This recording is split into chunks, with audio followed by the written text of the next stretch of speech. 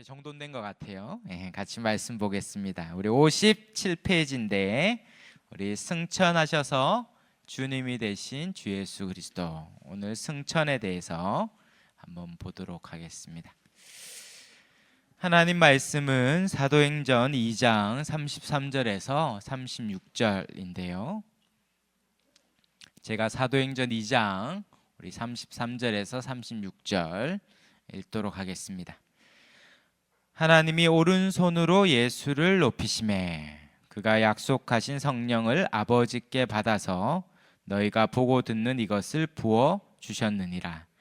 다윗은 하늘에 올라가지 못하였으나 친히 말하여 이르되 주께서 내 주에게 말씀하시기를 내가 내 원수로 내 발등상이 되게 하기까지 너는 내 우편에 앉아 있으라 하셨도다 하였으니, 그런즉 이스라엘 온 집은 확실히 알지니 너희가 십자가에 못 박은 이 예수를 하나님이 주와 그리스도가 되게 하셨느니라 하니라.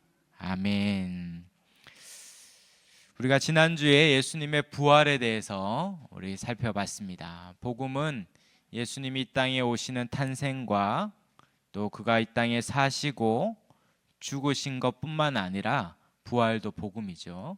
그래서 우리가 사도신경에 동정녀의 말에게 나시고 탄생과 삶과 본디오 빌라도에게 고난을 받아서 죽으시고 부활하시고, 그런데 뿐만 아니라 또한 우리의 믿음의 중요한 내용, 복음은 바로 승천, 주님이 하늘로 올라가셨다라는 것도 복음입니다.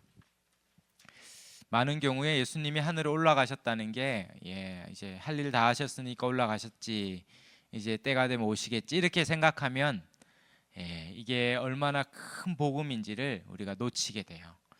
우리가 사도행전이 12가지 신앙 고백으로 되어 있는데요, 이게 온 기독교는 천주교와 개신교를 포함하는 건데, 천주교를 포함해서 모든 그리스도인이라고 불리는 개신교인들이, 천주교는 많이 다르죠. 마리아도 믿고 저와 많이 다른데, 그런데 그들과 우리가 같은 게 있는데 뭐냐면 사도신경이 같아요. 놀랍죠?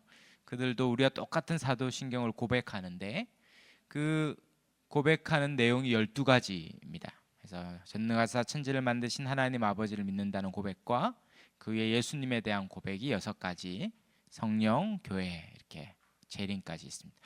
그런데 그 중에 12가지 중에 하나가 뭐냐면 하늘에 오르사, 하늘의 우편에 주님이 가셨다는 이 고백이 기독교가 알아야 될 내용이 얼마나 많겠습니까? 그 중에 12가지 중에 하나에 있을 만큼 중요한 거예요. 그러니까 승천이라는 것, 예수님이 하늘에 오르셨다는 건 우리가 믿는 것 중에 너무 중요한 내용이다. 제가 계속 이렇게 얘기하는 건 오늘 내용이 중요하다, 잘 들어야 된다, 지금 계속 꼬시는 멘트를 하고 있는 겁니다. 너무 중요하다, 너무 중요해요. 그래서 오늘 읽었던 33절에 보면 하나님이 오른손으로 예수를 높이셨다, 이게 승천하셨다 얘기예요. 언제 올라가셨습니까? 사도행전 1장 9절에 잘 나오죠. 사도행전 1장 9절에 읽어드리면, 이 말씀을 마치시고 그들이 보는데 올려져 가시니 구름이 그를 가려 보이지 않게 하시더라. 최소한 120명 이상이 있는 그곳에서 예수님이 직접 승천하셔서 구름이 가려지는 그 장면을 제자들이 보았습니다. 여기서 올려져 가셨다, 그러니까 하나님이 자기 아들인 예수님을 올리신 거예요. 그래서 하늘로 올라갔다 해서 그것을 한자로 승천, 오를 승에 하늘천, 하늘로 올라갔다, 승천, 이렇게 부르기도 하고, 오늘 읽었던 사도행전 2장 33절에 그 승천이 높아지신 거다, 하나님이 예수를 높이신 거다 해서 높이 올리셨다, 높이 귀하게 올리셨다 해서 승귀라는 양을 씁니다. 오늘 승귀라는 단어를 쓰죠. 그래서 높아지셨다, 아주 높아지셨다, 그래서 승천 혹은 승귀라는 말을 씁니다. 그러면 그분이 승천하셔서 높아지셔서 뭐 하셨는가? 3년 동안 공생하면서 너무 고달프니까 이제 좀 쉬어야겠다. 그래서 하늘에 올라가셔서 이제 좀 쉬시고, 이런 게 아니라 오늘 성경에 보니까 보좌 우편에 앉으셨다 이렇게 얘기하죠. 35절에 다윗이 이미 예고했어요. 너는 내 우편에 앉아 있으라. 성부 하나님이 성자 예수님을 향하여 내 우편에 앉아 있으라 이렇게 얘기했어요. 바로 하나님 우편에 앉으셨다라는 것을 여러 성경에서 예수님이 지금 하나님 우편에 앉아 계십니다. 예수님이 하나님 우편에 앉아 계시면 하나님은 어디에 앉아 계실까요? 예수님 좌편에 앉아 계시겠죠? 예, 이렇게 이해하면 안 된다 지금 얘기하는 거예요. 예, 성부 하나님은 몸이 없으시죠. 영으로 계시기 때문에 어디 앉아 있는 게 아니에요. 그러니까 앉아 있다는 것은 예수님이 서 있는 게 너무 피곤하니까 앉아 있다 이렇게 이해하면 안 되고, 이게 관용구입니다. 관용구. 보좌 우편에 앉아 있다라는 건 관용구인데 어떤 의미냐면 당시의 왕정 시대에 왕 옆에 오른쪽에 그 보좌에 누가 앉아 있냐면 황태자가 앉아 있죠. 황태자. 그래서 왕의 모든 권세를 위임받아서 그 황태자가 대리 통치하는 거예요. 그러므로 보좌 우편이다, 보좌 우편에 앉았다 이런 것은 통치자가 되셨다, 세상의 통치자가 되셨다 이런 뜻인 거예요. 바로 우주 만물을 하나님 보좌 우편이니까 하나님이 우주 만물을 창조하고 다스리고 계셨는데 이제 하나님이 이 모든 통치권을 승천하셔서 이제 오신 예수님께 모든 통치권을 다 위임하신 거예요. 그러므로 예수님이 이제 온 세상을 다스리는 통치자, 왕이 되셨죠. 그 온 세상을 통치하는 통치자, 왕이 되셨다 라는 말을 성경은 뭐라고 표현하냐면 주가 되셨다. 주가 되셨다. 그래서 오늘 읽었던 36절에 너희는 알지니 이렇게 얘기하죠. 십자가에 못 박은 이 예수를 하나님이 주와 그리스도가 되게 하셨다. 바로 주는 보좌 우편에서 세상 만물을 통치하는 통치자, 통치하는 왕이 되셨다. 그리고 그리스도는 메시아, 구원자가 되셨죠. 통치자, 구원자가 되셨다라고 말하죠. 그래서 예수님에 대한 플레임, 예수님을 정확하게 다 고백하면 어떻게 얘기하냐면 우리 주 예수 그리스도. 이게 예수님에 대한 우리의 고백의 풀네임이에요. 전체 이름이에요. 이름. 예수님은 누구십니까? 예수님은 예수님이죠. 첫 번째. 누구냐면 나사렛에서 태어나시고 사시다가 죽으신 2000년 전에 바로 그분이 우리의 믿는 대상이에요. 예수님인데 그분은 어떤 분입니까? 그리스도예요. 바로 우리를 십자가에서 우리의 죄를 대신해서 죽으심으로 죄를 사하시고 구원한 구원자, 메시아, 그리스도, 구원자죠. 그래서 예수 그리스도고. 근데 그분은 주가 되시죠. 승천하셔서 세상을 다 다스리고 통치하는 왕이 되시는 주가 되시고, 근데 그분은 우리의 주가, 나의 주가 되고 너의 주가 될 뿐만 아니라 우리의 주가 되죠. 그래서 이 교회의 주가 되십니다. 그래서 우리 주 예수 그리스도. 그래서 늘 우리가 신앙 고백할 때 우리 주 예수 그리스도를 믿사오며 고백하죠. 사도신경 두 번째 신앙 고백이죠. 전능하사 천지를 만드신 하나님 아버지를 믿사오며 또 그 외아들 우리 주 예수 그리스도 믿사오며. 이게 예수님에 대한 신앙 고백의 전체 이름이에요. 배우신 적이 없으시죠? 참 너무 좋은 목사님을 만나셔서 뭐 사실인데 제가 말하니까 부끄럽지만 뭐 어떡하겠습니까? 그래서 예수님을 주 예수, 우리 주 예수 그리스도다 이렇게 고백합니다. 교재는 58페이지에 넘어가서 큰 2번에 이제 부활하신 예수님은 주 예수 그리스도가 되시죠. 그리고 이 예수님은 하나님의 영광을 가운데 주가 되셨죠. 주. 그래서 첫 글자를 이제 영어로 로드 이렇게 하는데 대문자를 쓰는 거야. 소문자를 쓰면 주는 어떤 도시의 영주도 주고 로마에 있는 황제도 주예요. 다 주라고 고백하는데 그런 주와 비교할 수 없는 만왕의 왕 만유의 주인, 유일무이한 단 한 분인 왕, 단 한 분인 주. 그래서 대문자 에를 쓰는 주 되셨다, 이렇게 고백합니다. 이 신앙 고백을 초대교회 성도들이 늘 고백했어요. 그리고 그 고백을 정리해서 사도 바울이 빌립보서 2장 7절에서 11절에 딱 고백했죠. 우리가 잘 아는 찬양 가사이기도 하고 너무 잘 알죠. 예수님에 대한 딱 신앙 고백을 이렇게 딱 했던 거예요. 성경이 있으신 분은, 교재가 있으신 분은 같이 읽어볼까요? 빌립보서 2장 7절에서 11절 읽겠습니다. 시작. 오히려 자기를 비워 종의 형체를 가지사 사람들과 같이 되셨고 사람의 모양으로 나타나사 자기를 낮추시고 죽기까지 복종하셨으니 곧 십자가에 죽으심이라.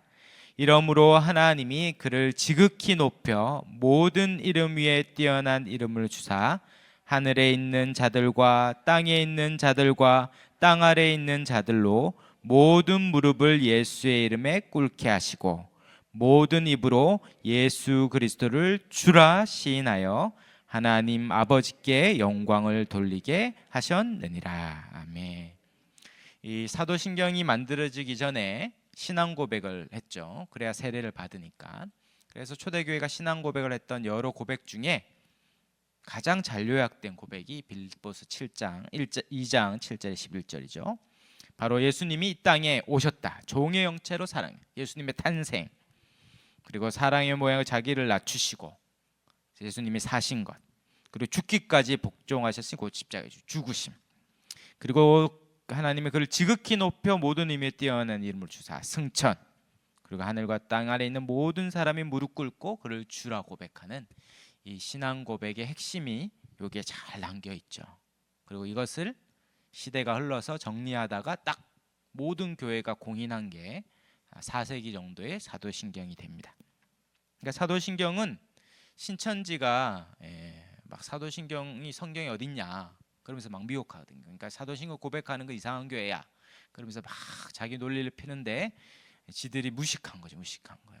역사를 모르는 거예요. 사도신경은 성경에 다 있죠. 성경에 다 있고 성경에 있는 내용을 가장 잘 요약한 것이 사도신경입니다. 그게 어딨냐면 빌립보서 2장 7절에 11절에 있는 거예요. 이게 신앙 고백의 핵심이죠. 그래서 교회는 예수님을 주 예수 그리스도라고 고백하고 우리의 교회의 머리 대신 주님을 그렇게 믿고 고백합니다. 예수님은 그렇게 우리를 통치하시죠. 지금 승천하셔서 보좌 우편에서 우리를 다스리고 계세요. 이것을 이제 59페이지 큰 3번으로 얘기한다면 주님은 부활하셔서 뭘 하신 거냐? 이걸 하나님 나라로 설명한다면 하나님 나라를 다시 세우신 거예요. 처음 세운 게 아니라 다시 새롭게 세우신 겁니다. 그 말은 처음 하나님 나라를 세우셨죠. 그게 언제 세우셨죠? 너무 가물가물하죠. 우리가 일과할 때 했는데 창세기 1장에 처음 세우셨죠. 하나님이 태초에 천지를 창조하시고 땅을 만드시고 그 다음에 아담과 하와를 지어서 사람 백성을 두시고 하나님이 그 세상을 통치하시는 왕으로서 하나님 나라가 시작됐죠. 그래서 창세기 1장은 하나님 나라의 시작이었어요. 그런데 곧 창세기 3장에 하나님 나라를 잃었죠. 반역했어요. 반역. 하나님 나라의 왕을로 섬기고 순종하며 그 모든 복을 누릴 수 있는데 내가 하나님 같이 될 수 있다는 사단의 게임에 빠져서 스스로 나라를 세우겠다고 했지만 그것은 아주 조잡하고 빈곤과 부족한 무능한 그 나라를 세우면서 자멸한 것입니다. 그것이 바로 창세기 3장에 나오는 타락, 죄로 인해 그 나라로부터의 추방이죠. 그래서 그것을 우리는 신라곤이다. 그 에덴 동산에서 쫓겨나서 이제 그 나라의 복을 누리지 못하고 살아가는 거예요. 주일날 담임 목사님이 설교하시고 오늘도 목자 플러스 때 얘기하신 것처럼 이렇게 나무가 있는데 나무에서 잘려나간 가지와 같은 것입니다. 하나님 나라의 이 나무에 붙어서 생명을 막 누리던 자가 나 이 나무 말고 내 스스로 하겠다. 그래서 스스로 잘라버리고 기어 나와가지고 살겠다고 하는 것입니다. 예. 살겠다고 어떻게 합니까? 잘려 나가니까 스스로 물에 들어가기도 하고 약을 치기도 하고 영양분을 먹기도 하고 안티에이징도 하기도 하지만 원생명으로 또 떨어져 나온 가지는 서서히 죽어가다 죽는 거예요. 아무리 가지가 아름다워도 아무리 가지가 16조나 되는 재산을 가진 부호라 할지라도 우리가 최근에 대기업 총수가 별세했는데 그걸 보면서 많이 가진 자나 못 가진 자나 뭔가를 크게 위대한 걸 이룬 자나 안 그런 자나 죽음 앞에서는 동일한 것이죠. 죽음을 아무도 이길 수 없는 것이죠. 그렇게 다 죽음의 나라 가운데 살아가는 형편이 되었죠. 그런데 예수님이 어떻게 하신 겁니까? 새로운 나라를 세우기 오셨고 그 나라를 계속 알려주셨어요. 회개하라, 천국이 가까웠다. 네 코앞에 하나님 나라가 왔다. 이 땅의 나라가 다 무너지고 하나님 나라가 이 땅을 뚫고 들어오고 있다. 이 나라에 졸개들인 그 귀신들이 떠나가고 이 나라를 다스리고 있는 죽음이 정복되고 있어서 병자가 낫고 아니 아예 죽은 자가 나사로가 사는 것 같은 하나님 나라가 들어오고 있다는 거예요. 그 나라에 오면 기쁨이 있다는 거죠. 그 나라는 누구나 들어올 수 있다. 가난한 자도 돈 없는 자도 배고픈 자도 그 나라에 들어올 수 있다는 거죠. 어떻게 해요? 회개하고 이 나라에 살면 죽겠구나. 다 이 나라의 머리 되려고 이 나라에 한번 떵떵거리며 잘 살아보려고 다 그렇게 이 나라에서 한번 행복해지려고 남편 5이나 두면서 6번째 남편하고 살면서도 빈곤한 목마른 안 되는 거지 않네. 이 나라에서는 절대 아무도 행복할 수 없는. 그러므로 오라 내가 이 나라에 없는 하늘 생명 영생하도록 솟아나는 물로 그걸 먹으면 갈증이 없다는 거죠. 내 몸을 먹고 하늘 양식을 먹으면 절대 허기가 없다는 거죠. 오라. 그래서 이 나라가 안 된다고 회개하고 주 예수를 믿음으로 그 나라의 백성이 되라고 선포했다는 거죠. 근데 긴가민가한 거죠. 뭐 저 나사렛 출신의 목수고 그 엄마도 알고 그 동생들도 아는데 뭔가 대단한 기적을 하기도 하고 뭔가 범상치 않은 말은 하기도 하는데 이 믿을 만한가 싶은 거예요. 그러다가 막 몰려가지고 결국 십자가에 죽었어요. 아닌가 보다. 그런데 어떻게 됐습니까? 그가 3일 만에 부활하신 거죠. 그에게 진짜 생명이 있는 것을 스스로 증명해내신 것입니다. 그러므로 부활이 그 칭이라는 것은 그가 스스로 의로운 자, 이 세상이 다 제 가운데 죽는데 자기만 의로운 자임을 부활로 증명하신 거예요. 그리고 그의 말도 옳다는 걸 증명하시죠. 내 믿으면 나처럼 너도 의로운 자가 되어 내가 가진 그 부활 생명 너도 얻을 수 있다. 그리고 그분이 직접 승천함으로 그가 하늘에서 생명을 가져온 분임을 알게 해주신 것입니다. 그것이 바로 부활과 승천이 주는 확증이죠. 확증. 그분이 진짜 부활한 게 맞다면 우리가 지난주에 역사적 부활의 증거들을 막 했는데요.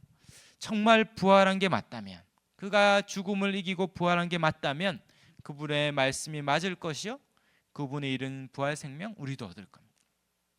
그 생명이 우리를 살게 할 거예요. 이 땅에 그 어떠한 슬픔과 그 어떠한 염려와 두려움도 정복하지 못하는 진짜 생명을 가진 자로 살 것입니다. 그래서 예수님이 60페이지의 갈로 3번에 얘기한 것처럼 내가 바로 하나님 나라를 회복할 하나님 나라를 가져온 그 나라의 주, 그 나라의 왕인 자다라고 고백하는 거죠.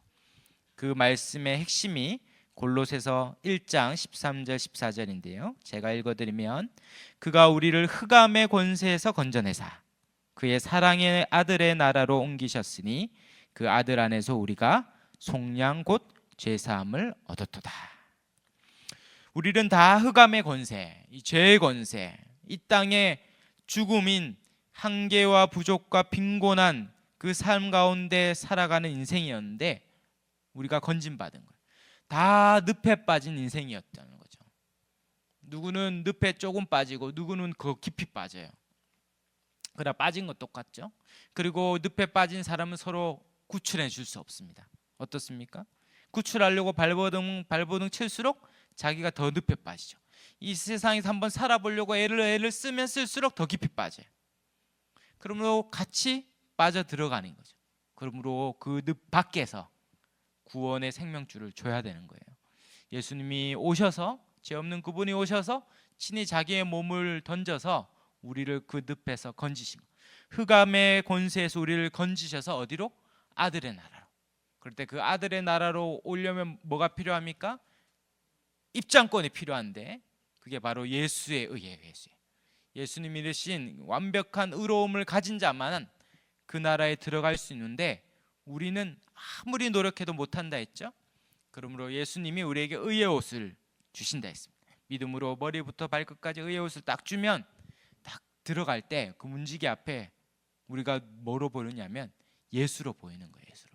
실상은 동력인데, 서동력인데, 근데 예수의 의를 머리부터 발끝까지 믿음으로 다 얻어서 우리가 그리스도 안에서 예수님처럼 보이기에 예수님 오셨네 해서 딱 들어가는 거죠. 너무 신나죠? 난 원래 동력인데 그러면서 딱 들어가는 거예요. 의의 옷을 입고 들어가는 것입니다. 그 안에 들어간 자는 어떤 자가 들어가는 겁니까? 61페이지에 큰 4번에 나오듯이 바로 주 예수 그리스도를 통해 하나님 나라에 들어가 살아가는 자의 특징은 바로 예수 그리스도와 같은 순종하는 자죠. 예수님은 왜 의를 얻었습니까? 그분은 죄 없이 이 땅에 오셔서 죄 없이 살다가 죄 없는데도 십자가에 죽으셨죠. 그러므로 자기 죄 때문에 죽은 게 아니라, 죄가 없으니 자기 죄 때문에 죽은 게 아니에요. 우리 죄를 대신해서 죽어서 완벽하게 순종을 다 이루셔서 의인으로 입증되셨어요. 그러므로 그 나라에 완벽한 순종을 이룬 사람만 들어가는데 우리가 예수님 안에서 믿음으로 완벽한 순종의 백성으로 여김받아서 들어가는 거예요. 그러면 그 나라에 들어가면 어떤 사람이 그 나라의 백성으로 살아갑니까? 예수님처럼 순종하는 사람. 그래서 로마서 1장 5절에 이렇게 말하죠. 우리가 은혜와 사도의 직분을 받아 그의 이름을 위하여 모든 백성 이방인 중에서 믿어 순종하게 하나니. 믿어 순종하는, 예수님을 믿음으로 순종하는 백성으로 이제 하나님 나라에 삽니다. 뭘 순종합니까? 그 나라의 왕이 이제 예수님이다. 그 나라의 왕이 주인이시고 나는 그 나라의 백성이다. 그 나라의 백성대로, 그 나라의 말씀대로 순종함으로 내가 이 복을 누린다. 그렇게 믿어 그 나라에 들어가 주님의 통치를 받아 순종하는 것이죠. 근데 어떻습니까? 잘 안 되죠. 순종하며 살아가는 게 안 돼요. 다윗이 구약의 대표적인 인물이었는데 되는 줄 알았어요. 2번이나 사울을 죽일 기회가 있었는데도 하나님 말씀에 기름 부은 자를 내가 죽일 수 없다 해서 순종하여 죽이지 않았어요. 범하지 않았죠. 그렇게 철저히 순종하고 전쟁에 나갈 때마다 주님 앞에 묻고 순종하여 전쟁에 나갔어요. 백전백승했죠. 그가 주님 순종하여 뜻대로 살았기 때문에 하나님 나라의 이 땅에 이루어졌던 이스라엘 나라의 왕이 되었습니다. 그런데 어떻게 됐습니까? 결정적인 순간에 하나님의 말씀을 다 어겼죠. 간음하지 말라 했는데 간음했고, 살인하지 말라 했는데 살인했고, 탐내지 말라 했는데 이웃의 아내를 탐냈고, 결국 하나님을 왕으로 섬기지 않는, 주로 섬기지 않는 십계명을 다 판판히 다 어겼어요. 아무도 순종할 수 없어요. 다윗도 안 되고, 아브라함은 뭐 얘기하지 않겠습니다. 모세 대단한 자였는데 그는 마지막에 열이 받으니까 명하라 했는데 반석을 돌로 쳤죠. 하나님 너무하신 거 아닙니까? 그 열심히 수고했는데 고작 그 명하라 했는데 반석 쳤다고 가나안 땅에 못 들으면 하나님이 약간 성격이 괴팍하고 그런 게 있어요. 약간 좀 죄송합니다. 그 반석 고작 쳤다고 막, 근데 뭡니까? 그 중심에 불순종의 마음이 있는 거죠. 하나님이 왕이고 주가 아니라 내가 왕이고 내 의지가 중요하고 내 생각이 중요한 거예요. 하나님 뜻대로 살고 싶지 않은 거죠. 그 말씀대로 순종하지 않는 거죠. 그 작은 것이 그 사람 전체의 존재를 보여주는 거거든요. 모세도 안 되고 다윗도 안 되고 다 안 되는 거죠. 저와 여러분도 당연히 안 되죠. 당연히 안 되기 때문에 어떻게 합니까? 놀랍게도 하나님이 되도록 62페이지에 바로 승천하셔서 승귀하셔서 우리를 고와 같이 두지 않고 누구를 보내주셨습니까? 너무 잘하시네요. 성령님을 보내주셔서 하나님의 뜻대로 순종하도록 해주셨어요. 33절에 다시 읽어보면 하나님이 오른손으로 예수를 높이심에 그가 약속하신 성령을 아버지께 받아서 너희가 보고 듣는 이것을 부어주셨느니라. 이 오순절 성령 강림 사건이죠. 말세에 요엘서가 예고했대. 말세에 늙은이든 젊은이든 종이든 주인이든 다 성령이 부어지는데 어떻게 부어집니까? 이 찔끔찔끔 이렇게 물을 이렇게 적셔가지고 이렇게 튕기는 정도가 아니라 폭포수가 내리듯이 장대비가 내리듯이 머리부터 발끝까지 안 젖은 데가 없을 만큼 부어지는, 이게 부어진다는 이미지거든요. 다 부어져서 성령이 내 머리부터 발끝까지, 내 손끝까지, 내 중심의 마음까지 성령이 나를 다스리고 인도하는 성령의 사람이 된 거죠. 그래서 내 마음을 바꾸고 중심을 바꾸어 주님 말씀대로 순종하게 합니다. 그 성령님이 부어져서 뭘 하시냐면, 성령님은 어떤 분이냐면 하나님의 영이자 그리스도의 영이라고 말합니다. 63페이지의 제리에 보면 로마서 8장 9절에 성령님이 누구신가 오늘 간단하게 정리할 텐데, 성령님은 바로 그리스도의 영이죠. 그리스도의 영. 그리스도의 영이란 말은 성령님은 그리스도와 방불한 거예요. 지금은 여러분이 성령님과 그리스도가 잘 다른 분이다, 인격이 다른 분이다 알지만 초대교회만 해도 헷갈렸어요. 그래서 성령님과 그리스도가 같은 존재인데 두 가지 역할을 하는 거다 이렇게 오해했기 때문에 이단들이 막 생겼거든요. 그래서 5세기에 성령 부 하나님과 성자 하나님과 성령 하나님이라는 이 삼위로 계신 한 분 하나님의 이 신앙 고백이 그때 만들어졌습니다. 성부 하나님은 뭘 하십니까? 이 세상을 창조하시고 구원을 계획하시죠. 그리고 성자 하나님은 뭐 하십니까? 성부 하나님이 구원을 계획하신 걸 구원을 실행하시죠. 2000년 전에 그때 이 땅에 딱 오셔서 십자가에 죽으심으로 구원을 다 십자가에서 이루셨어요. 그러면 성령 하나님은 뭐 합니까? 성부 하나님이 구원을 계획하시고 성자 하나님이 구원을 이루신 실행하신 걸 성령 하나님은 이후에 오고 오는 모든 시대의 모든 사람들에게 그 구원을 적용하시는 것이죠. 적용. 우리는 예수님을 본 적도 없고 안 적도 없어요. 근데 우리가 어떻게 믿게 되었습니까? 성령이 오셔서 예수님 2000년 전에 이루신 모든 걸 다 가져와서 우리에게 적용해 주셔서 자녀도 되고 복도 받고 우리의 기도를 성령께서 하나님 아버지께 가져가시기도 하는, 성령이 구원의 모든 걸 적용하시죠. 그러므로 성령님은 독자적으로 뭔가 새로운 일을 하는 게 아니라 성부 하나님이 계획하시고 성자 하나님이 이루신 모든 걸 적용하시는, 이루신 그 모든 걸 그대로 적용하시는 그 일만을 하십니다. 그래서 요한복음에 보면 성령 하나님을 향하여 뭐라고 부릅니까? 16장 7절에 보혜사 성령 이렇게 부르죠. 보혜사.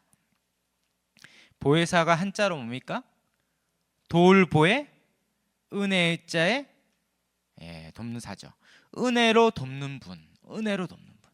근데 보혜사인데 요한복음 14장 16절에 보면 한 장 넘기시면 65페이지 제일 밑에 보면 있는데요.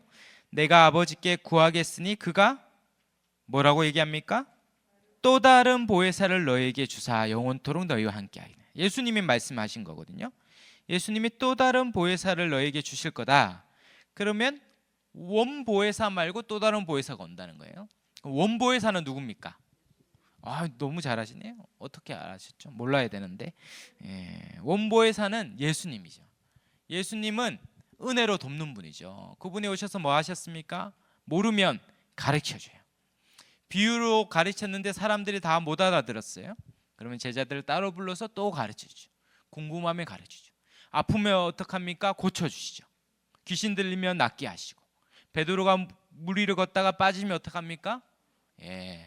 물에 몇 번 이렇게 가닿다가 이렇게 건져서 걷게 해주시죠.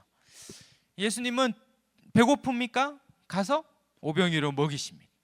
예수님은 철저히 제자들과 자기 백성을 도와주셨죠. 그를 진짜 돌보셨어요. 근데 예수님이 떠나겠다 하니까 14장 15장에 요한복음 14장 15장에 예수님이 유언인데 떠나겠다는 사람들이 너무 놀랐어요. 제자들이 너무 안 됩니다 안 됩니다 하니까 예수님이 얘기했죠.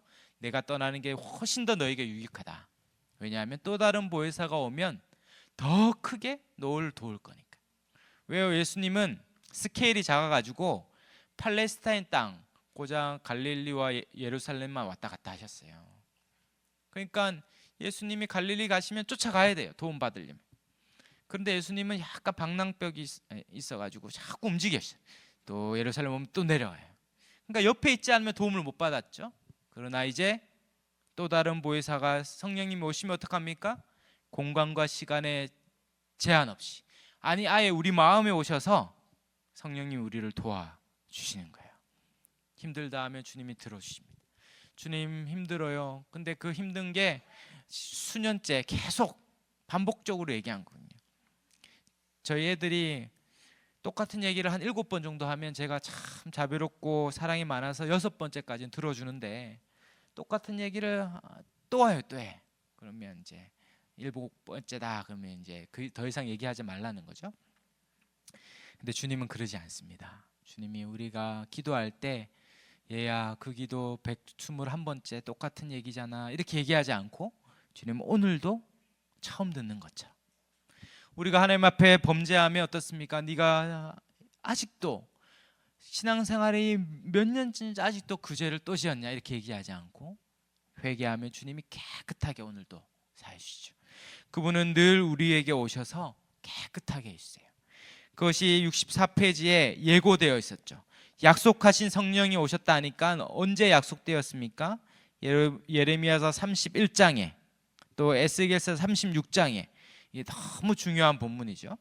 예수님이 오셔서 새 언약을 맺는데 바로 네 마음에 오셔서 이 말씀을 즐거이 순종하도록 돕겠다.